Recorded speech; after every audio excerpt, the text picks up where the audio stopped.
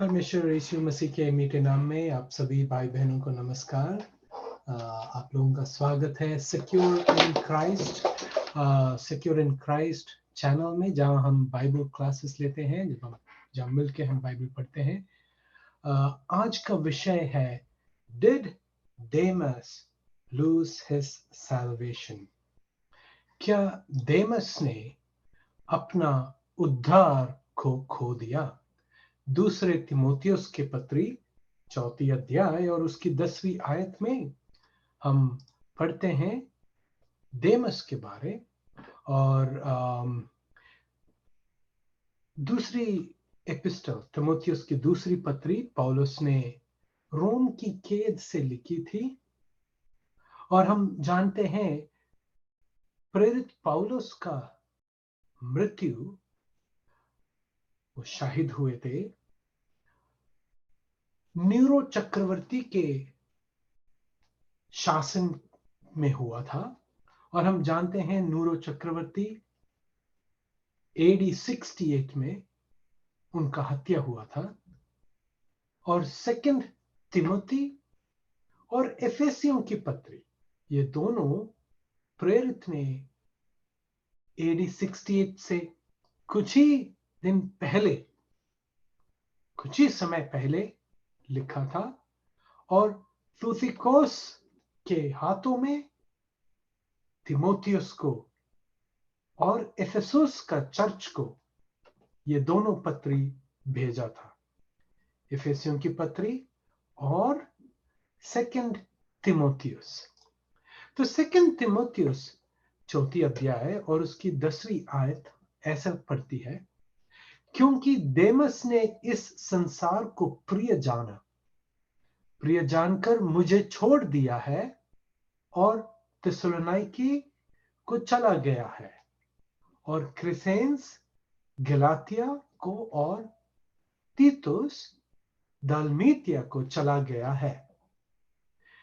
तो ये वचन जब हम पढ़ते हैं तो हमें ऐसा महसूस होता है कि देमस, जिसके बारे 2 अलग जगह प्रेरित पौलुस ने लिखा है कि प्रेरित पौलुस के सुसमाचार में भागीदारी थे, प्रेरित पौलुस के साथ विभिन्न स्थानों में देमस भी सुसमाचार बताया है।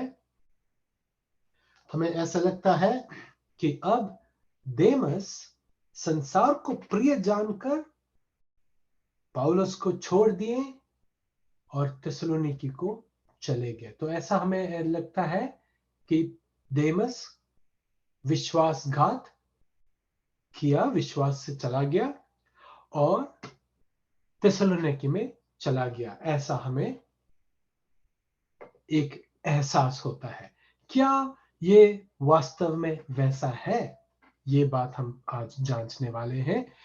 2 Timothy chapter 4 verse 10 in King James Bible, it reads like this: For Demas has forsaken me, having loved this present world, and is departed unto Thessalonica, Crescens to Galatia, and Titus unto Dalmatia. Berean Literal Bible एक दूसरा translation है, उसमें भी इसी आयत बिल्कुल वैसा ही translate किया गया है, परंतु देखिएगा जहां किंग जेम्स बाइबल में वर्ल्ड संसार लिखा है, बेरियन लिटरल बाइबल में एज यानी कि युग लिखा गया है। तो ये फर्क आप मन में रखें, हम आगे पढ़ेंगे इसके बारे। Did Demas lose his salvation? क्या देमास अपना उद्धार खोया? तो हम पढ़ने जा रहे हैं इस वचन को। आप हमारे साथ वो बाइबल खोल सकते हैं, 2 Timothy chapter 4 verse 10। तो जहां लिखा है कि संसार को प्रिय जानकर, having loved the word, उधर having loved या प्रिय जानकर, ये जो पद है वहां ग्रीक वर्ड, यूनानी शब्द जिसका इस्तेमाल हुआ है वो है अगापे। अब अगापे का मतलब क्या है? It is the covenant love of God for humans as well as the human reciprocal love for God. हम इसके बारे हम पढ़ते हैं। देखिएगा, जब आप BibleHub.com में जाएंगे और 2 Timothy chapter 4 verse 10 लेना और नीचे स्क्रॉल करके ग्रीक वर्ड्स देखना, जहां इन हिज लव या प्रेम या प्रिय जानकर जहां लिखा है, उस शब्द के लिए अगापेसास ग्रीक वर्ड यूज किया है। और विकिपीडिया से हम पढ़ सकते हैं अगापे वर्ड का मतलब क्या है। इसमें साफ लिखा गया है, it is the highest form of love और charity and the love of God for man and of man for God. This is in contrast to philia, the brotherly love, or philosia, which is self-love, as it embraces a deep and profound sacrificial love that transcends and persists regardless of circumstances. ये अर्थ agape का समझना बहुत जरूरी है। ये वो प्रेम को दिखलाता है जो आप कष्ट अनुभव के साथ, कष्टता के बीच में, कष्टता विपरीत परिस्थिति के बावजूद आप प्रेम से एक कार्य में लगे हुए हो। ये वो प्रेम को दिखलाता है जिससे परमेश्वर यीशु मसीह स्वर्ग के संपूर्ण समाधान और सौभाग्य को छोड़कर इस पाप में संसार में आकर कष्ट सहा। क्यों? आपको और मुझे प्रेम कर कर, मानव जाति को प्रेम कर कर, त्याग मनोभाव वाला प्रेम को अगापे कहता है। और ये वो ही नहीं, जब एक व्यक्ति, जब एक बिलीवर विभिन्न कष्टताओं और परिस्थितियों को सामना करते हुए सुसमाचार, सच्चा सुसमाचार का सेवकाई करता है, मुश्किलों का सामना करते हुए, उसको भी क्या कहते हैं? अगापे लव, ए सैक्रिफिशियल लव। इसलिए इसको कहा है love of God for man and of man for God. Praise the Lord. तो यहां जब आप देखते हैं, क्योंकि देमस ने इस संसार को प्रिय जानकर, ये प्रिय वहां अगापे लिखा गया है। ठीक है। नए नियम में अगापे का मतलब यह मनुष्य के लिए परमेश्वर के वाचाई प्रेम के साथ साथ परमेश्वर के लिए मानवीय पारस्परिक प्रेम को संदर्भित करता है। In New Testament it refers to the covenant love of God to human beings and same human reciprocal love towards God. अब यही शब्द आपको देखने को मिलेगा यूहन्ना सुसमाचार 3 अध्याय और 16वीं आयत में, जहां लिखा है, क्योंकि परमेश्वर ने जगत से ऐसा प्रेम रखा। यहां 2 वर्ड में हाईलाइट किया है, एक जगत और ऐसा प्रेम। तो जहां ऐसा प्रेम, उस प्रेम के लिए यही शब्द एगापेसेन, इनका मूल शब्द है अगापे, उसका इस्तेमाल किया है। Praise the Lord. परंतु यहां एक फर्क है। जगत के लिए यूहन्ना की सुसमाचार 3 अध्याय 16वीं आयत में जगत के लिए कोस्मोस इस्तेमाल किया गया है।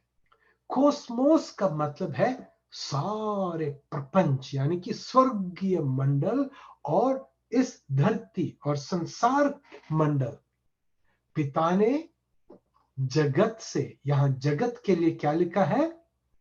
कोस्मोस। क्योंकि परमेश्वर का उद्देश्य क्या है?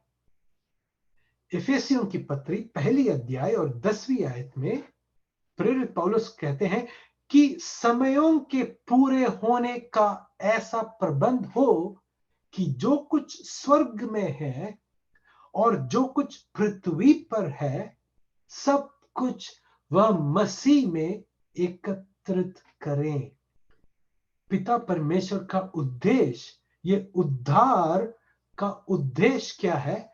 कि केवल मानव जाति का उद्धार ही नहीं, परंतु पूरे स्वर्गीय मंडली और संसार, पृथ्वी, सब कुछ परमेश्वर यीशु मसीह में एकत्र करें। इसलिए यूहन्ना की सुसमाचार 3री अध्याय 16वीं आयत में कोस्मोस नामक का शब्द का इस्तेमाल किया है।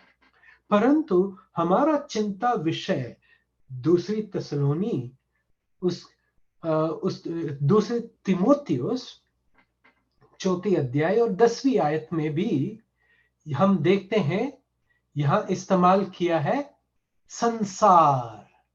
इस संसार के लिए ग्रीक में जो शब्द इस्तेमाल किया है वो कॉस्मोस नहीं, परंतु आयोना है।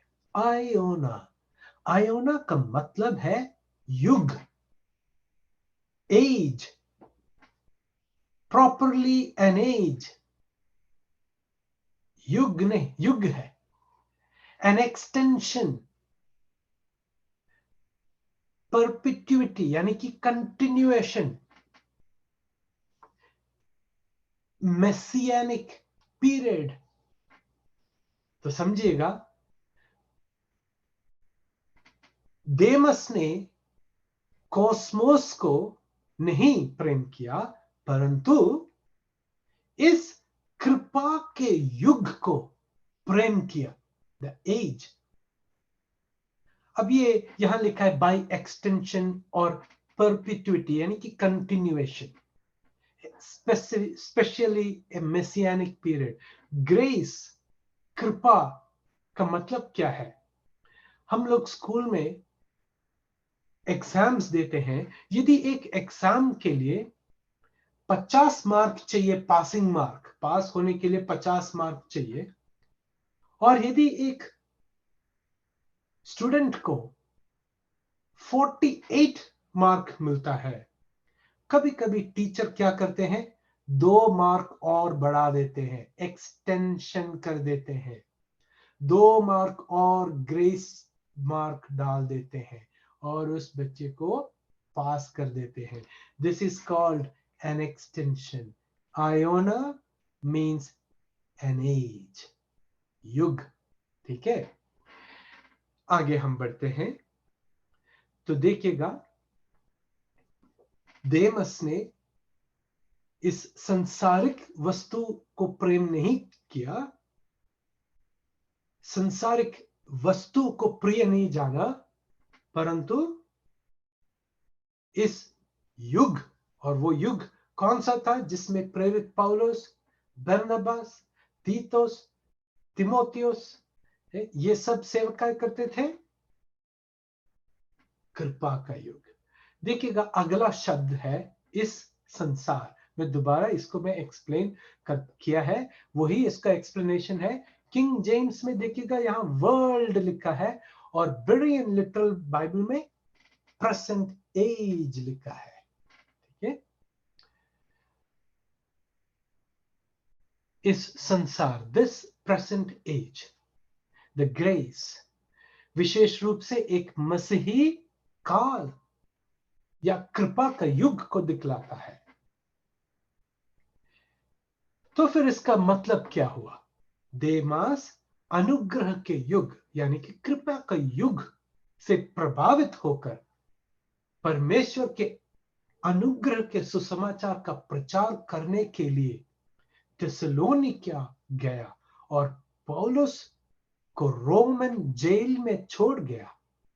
क्रेसेंस गलाते में इसी कारण गया, सुसमाचार का प्रचार करने के लिए, और तीतोस दालमीतिया में गया, क्यों? इसी कारण, सुसमाचार का प्रचार के लिए। क्योंकि हम जानते हैं तीतोस को प्रेरित पौलुस एक अलग से चिट्ठी लिखता है और उसको प्रोत्साहन देता है उसके सेवकाई के कारण। Praise the Lord. तो आप ये बात समझ रहे हैं ग्रीक में कैसा शब्द का इस्तेमाल किया है। प्रेम या प्रिय जाना, संसार यानी कि युग, कृपा का युग, ओके। और अगपे कैसा प्रेम है? Sacrificial love of God to man and man to God. Hallelujah. ऐसा एक प्रत्येक प्रेम है जो परमेश्वर ने मनुष्य के लिए और किया है, और मनुष्य परमेश्वर के और कष्टताओं के बीच में प्रतिकूल परिस्थिति के बावजूद प्रेम दिखलाता है। वो प्रेम के लिए कहा गया है अगपे। दूसरे अलग अलग प्रेम के लिए अलग अलग शब्द है। इरोस नामक का यूनानी शब्द एक पुरुष और महिला के बीच में जो प्रेम है उसका वर्णन किया। The romantic love, the erotic love, eros, erotic, eroticism, वो वर्ड इसी ग्रीक वर्ड से आता है, इरोस। उसका इस्तेमाल नहीं किया वहां। फिलेशिया यानी कि सेल्फ लव, स्वयं प्रेम, वो भी नहीं इस्तेमाल किया। प्रेरित पौलुस यदि देमस गलत तरीके से गया हुआ होता तो जरूर वैसा शब्द इस्तेमाल करते थे। Praise the Lord. तो आप जरूर ये बात समझे। तीसरी बात है, मुझे छोड़ दिया है। प्रेरित पौलुस कहते हैं मुझे छोड़ दिया है, have forsaken me। इसका ग्रीक पद है एनकाटालिपेन। इसका मतलब है किसी व्यक्ति या वस्तु को एक स्थान में पीछे छोड़ देना या पीछे रख देना।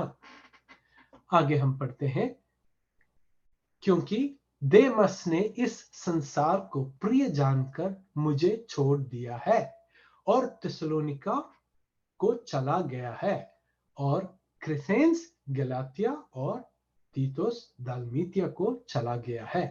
तो ये शब्द पढ़ेंगे, मुझे छोड़ दिया है। ये पर्टिकुलर ग्रीक वर्ड का मतलब है to leave behind in some place. एक व्यक्ति को या एक वस्तु को एक जगह में छोड़ देना। मुझे अभी एक बात मेरे मन में आया। पौलुस लिखते हैं,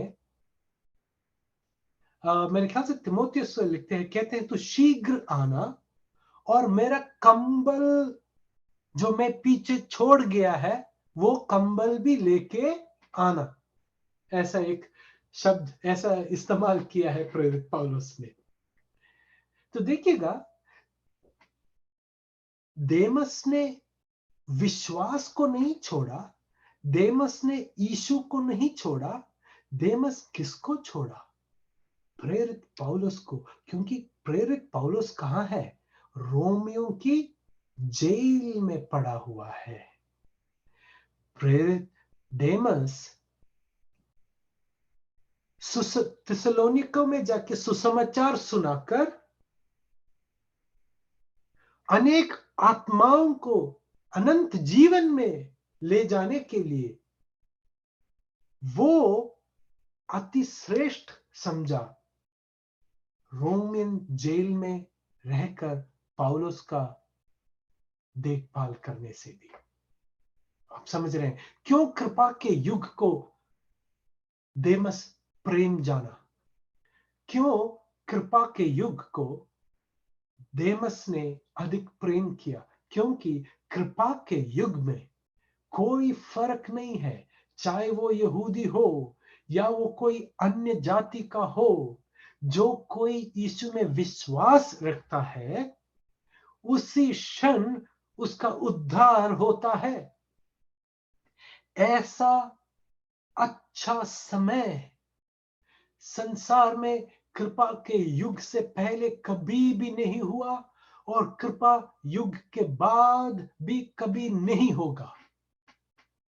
दोस्तों, this is the right time, क्योंकि इस समय में विश्वास के साथ आपको व्यवस्था के काम नहीं जोड़ा जाता। इस समय प्रेरित पौलुस के द्वारा रोमियो की पत्री में हमने पढ़ा, एक व्यक्ति धर्मी किस प्रकार ठहराया जाता है? विश्वास के द्वारा। उसको कोई कुर्बानी नहीं करना, उसको कोई पहाड़ नहीं चढ़ना, कोई दान नहीं जाना, कोई दान नहीं देना, कोई दिया नहीं चलाना, केवल विश्वास। Hallelujah, praise the Lord, praise the Lord. Demas ने पौलुस को पीछे छोड़ा, आगे बढ़कर सुसमाचार के लिए गया थिस्सलुनीका, और बाकी दो दोस्त उन्होंने भी पौलुस को पीछे छोड़कर गलातिया और दलमेशिया की ओर सुसमाचार के लिए चले गए। पौल को पीछे छोड़ना विश्वासघात नहीं है। यीशु को छोड़ के जाना या सच्चा सुसमाचार से विमुक्त होना वो विश्वासघात है। Praise the Lord, praise the Lord. चौथी पॉइंट है द रूल ऑफ जिसडेम जेनरस। ये एक लैटिन भाषा है, ये एक जुडिशियल टर्म है, लीगल टर्म है। इसका मतलब है ऑफ द सेम काइंड, उसी तरह का। यानी कि इन ए स्टेटमेंट, एक स्टेटमेंट में, जैसा ये जो आयत है दूसरी तिमोथियुस 4 अध्याय और 10वीं आयत में, जिसडेम जेनरस का मतलब यह है कि यह स्टेटमेंट का मुख्य विषय मैंने यहां ब्लू में हाईलाइट किया है, क्योंकि देमस ने इस संसार को प्रिय जानकर मुझे छोड़ दिया है और थिस्सलुनीकी को चला गया है। और ये और ग्रीक में काई का शब्द है, ये दो स्टेटमेंट को जोड़ता है।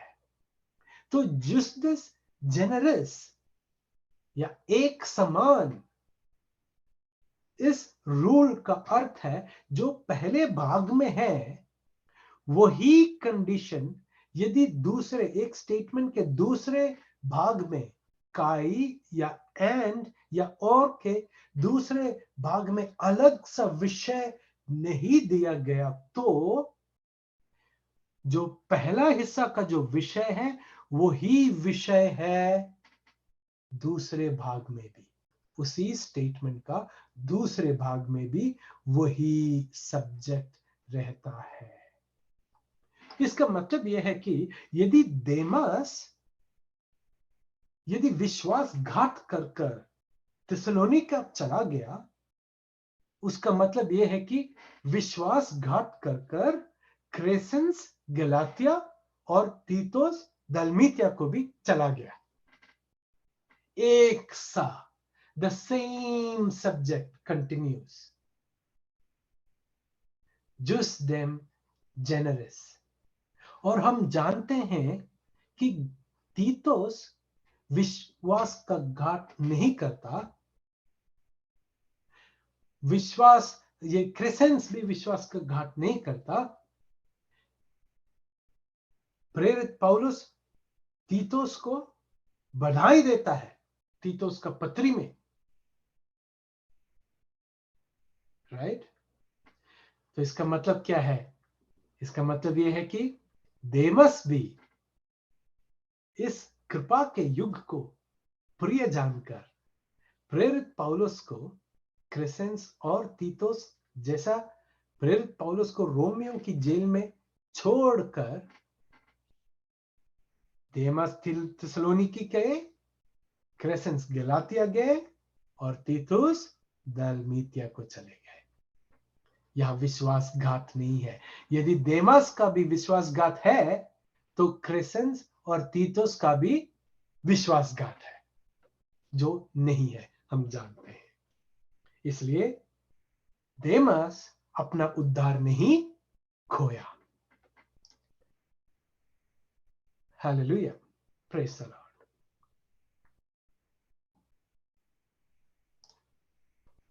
पांचवी पॉइंट, एक अलग देमस।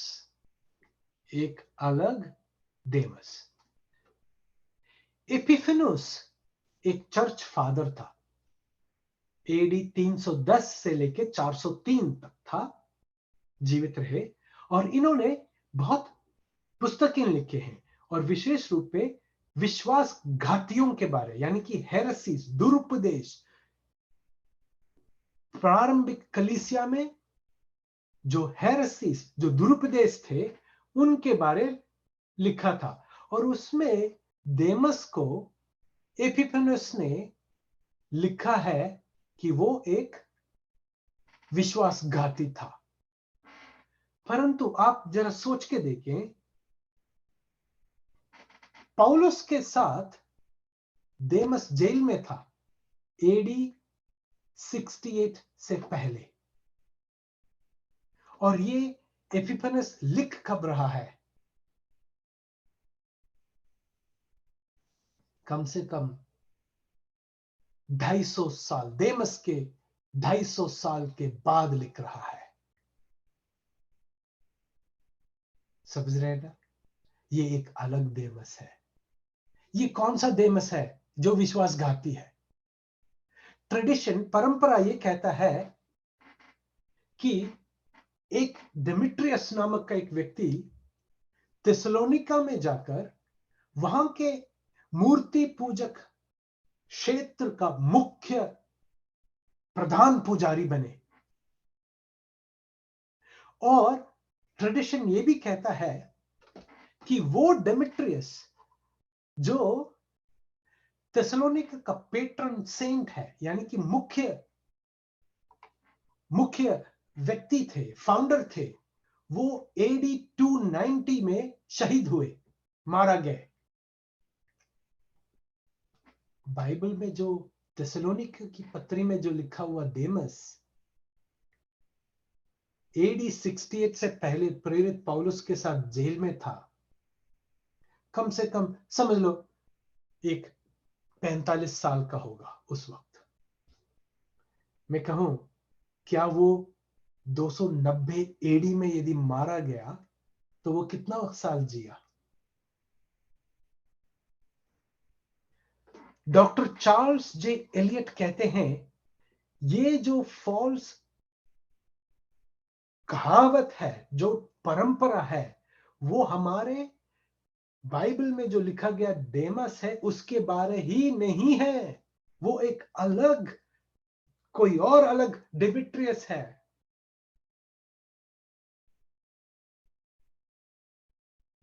आप ये समझो।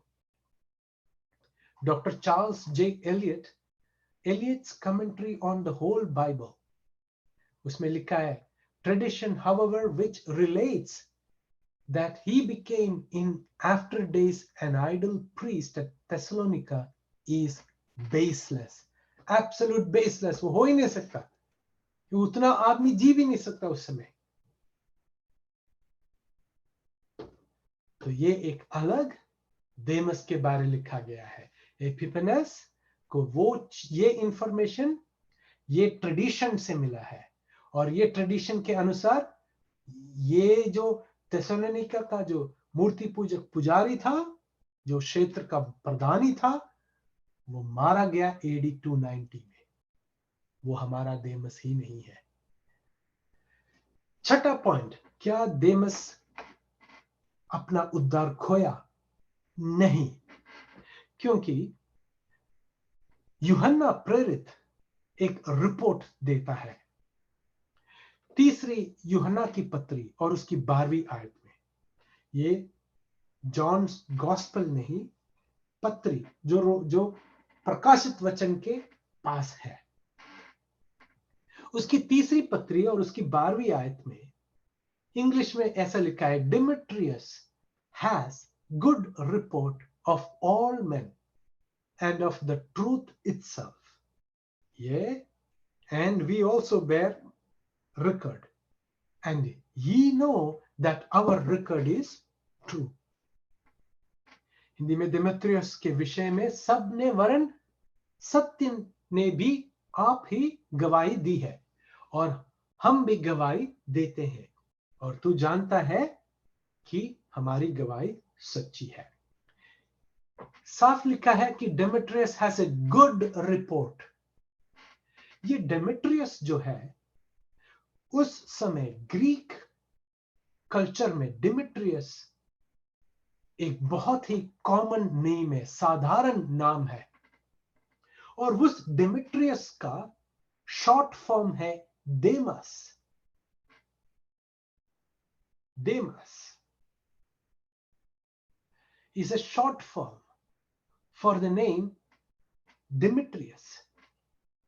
देमस डिमिट्रियस का एक संक्षिप्त रूप है। विलियम बार्कले, जो स्कॉटिश बाइबल्स कमेंटेटर है, उसने कहा है ये वही डिमिट्रियस है जो दूसरी तिमोथियस में प्रेरित पौलुस ने वर्णन किया है। ये वही डिमिट्रियस, ये वही देमस है जिसके बारे यूहन्ना कह रहे हैं कि वो एक अच्छा गवाही व्यतीत कर रहे हैं, यानी कि तिमोथी थिस्सलुनीका में देमस एक अच्छा सेवकाई कर रहे हैं और उसका गवाही सत्य भी वो गवाही देता है। Truth is also a witness. Demetrius has good report of all men and of the truth itself. Yes, we also bear record, and ye know that our record is true. Dear friends, did Demas lose his salvation? No. Demas loved the age of grace, where salvation is open to all, both Jews and Gentiles. It is free, not of works, but of grace. Anyone who believes in the substitutionary sacrifice of Jesus Christ as on their behalf is eternally saved. ऐसा एक सुनहरा मौका, उद्धार पाने के लिए एक सुनहरा मौका मानव जाति को कभी नहीं मिलेगा, जहां केवल विश्वास से एक व्यक्ति उद्धार पाता है। विश्व उद्धार के लिए आपको क्या करना है? सच्चा वचन का सुसमाचार सुनना है कि यीशु मसीह आपके लिए और मेरे लिए क्रूस पर मारा गया, हमारे तमाम पापों के दंड अपने ऊपर लेकर क्रूस पर मारा गया और गाड़ा गया, और तीसरे दिन हमारे लिए जी उठा, और आज पिता के सीधे हाथ पर बैठकर हमारे लिए हालेलुया याचना करता है। ये परमेश्वर की सच्चाई, ये सच्चा सुसमाचार जब आपके लिए है, आप विश्वास करते हैं पूरे हृदय से, हालेलुया, और आप मुंह से कबूल करते हैं कि हाँ, मैं विश्वास करता हूं कि यीशु मसीह मेरे लिए क्रूस पर मारा गया और मेरा उद्धार का काम क्रूस पर पूरा किया है। जब आप ये विश्वास करते हैं और कबूल करते हैं, आपका उद्धार हमेशा के लिए है। तो देमस ने अनुग्रह के युग को प्रेम किया, जहां उद्धार यहूदियों और अन्य जातियों दोनों के लिए एक साथ था। यह मुफ्त है, यह मुफ्त है, कर्मों से नहीं, बल्कि अनुग्रह से। हालेलुया। ये सच्चा सुसमाचार और ये सच्चा सुनहरा अवसर को जानकर देमास थिस्सलुनीके में जाते हैं और सुसमाचार प्रचार करते हैं, जो अधिक महत्वपूर्ण है। पौलुस का सेवकाई, पौलुस का देखभाल से भी अधिक महत्वपूर्ण है ये सच्चा सुसमाचार प्रचार करना। तो क्या देमास ने अपना उद्धार खोया? नहीं। Praise the Lord. क्या आप, जिसने परमेश्वर यीशु मसीह में ये सच्चा सुसमाचार सुनकर पूरा हृदय से विश्वास किया है, क्या आपकी जिंदगी में कुछ कमी घटी आगे आने से क्या आप अपने उद्धार को खो बैठेंगे? कभी नहीं, क्योंकि उद्धार कभी भी एक प्रोसेस नहीं है। It is a one-time deal which happens at the moment you place your trust. ये उस क्षण में उद्धार होता है जब आप मसीह पे विश्वास करते हैं। उसी क्षण पवित्र आत्मा का मोहर आप पर लगता है और पवित्र आत्मा आपके हृदयों में दिया जाता है एक गारंटी के दौरान कि आपका शरीर का भी उद्धार एक दिन होगा। और वो तब होगा जब मसीह बादलों में आएंगे, तुरही फूंकी जाएगी और हम जो मसीह में है, कलीसिया जो मसीह का शरीर है, हम रूपांतरण पाएंगे और मसीह के साथ युगानुयुग हम स्वर्गीय स्थानों में रहेंगे। प्रभु आपको आशीष दे। धन्यवाद। सिक्योर IJC SECURE IJC@gmail.com में आप संपर्क करें, आप सब्सक्राइब करें। प्रभु आपको आशीष दे।